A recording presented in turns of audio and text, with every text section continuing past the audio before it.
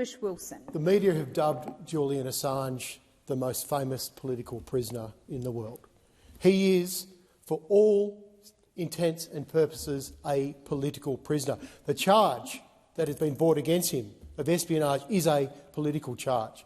So it was very disappointing to hear the Labor Party in here today rolling out the same lines that they've been rolling out for the last 18 months, that they can't intervene because of legal proceedings.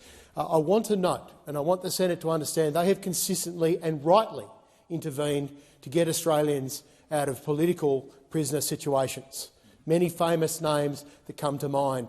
Why is it that they won't do the same for Julian Assange? Now, when his wonderful and inspirational wife, Stella Assange, visited Australia a few months ago, there was high hopes that maybe we were close to a deal to get Julian out of imprisonment and see him freed.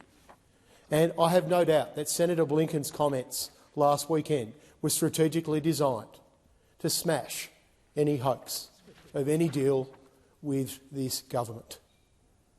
I wanted to say this to all the supporters of Julian Assange out there, his family, including his brother Gabriel, who's here today, and to Julian, who will be watching this debate. That is not going to happen. That is not going to happen. There are 30 MPs in this parliament, in the Friends of Bring Julian Assange Home group, who will not give up. There are millions of Australians who support Julian Assange, who will not give up. We are not going to stop the campaign to have him freed. So sorry, Secretary Blinken, your propaganda and your downright lies at that press conference will not cut it. Let me tell you why it was propaganda. Julian Assange is being tried because of the rules of engagement disclosures. That's what Senator Blinken refers to in his statement, that Julian Assange was charged with very sensitive criminal conduct in the United States in connection to his alleged role in one of the biggest compromises of classified information in the history of this country. As Senator Shoebridge has already pointed out, Private Bradley Manning at the time, who is now Chelsea Manning, was charged, convicted and pardoned. Julian Assange was a publisher, a journalist. Those rules of engagement files were published by media outlets right around the world. And to remind the Senate, Julian Assange and WikiLeaks got a Walkley Award in this country for the rules of disclosure leaks and the public interest stories that came out of that. So why is he a political prisoner and why is he being politically persecuted? I've got no doubt, because it is deeply personal for some very powerful people in this world, as well as the intelligence agencies, who fear nothing more than disclosure. Why is he being politically persecuted? He is also being persecuted because this is an attack on press freedoms.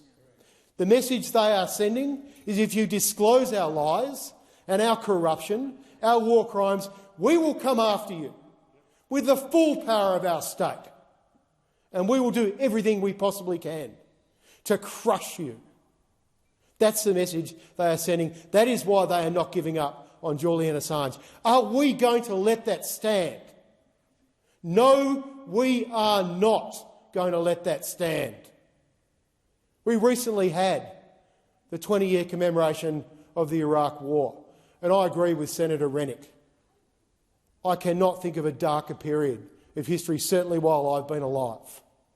And isn't it ironic, with the millions of people who perished in that conflict, right across the Middle East, the instability, civil war in Syria, the rise of ISIS, more global terrorism, isn't it ironic that no one who instigated that illegal and immoral war has been brought to justice?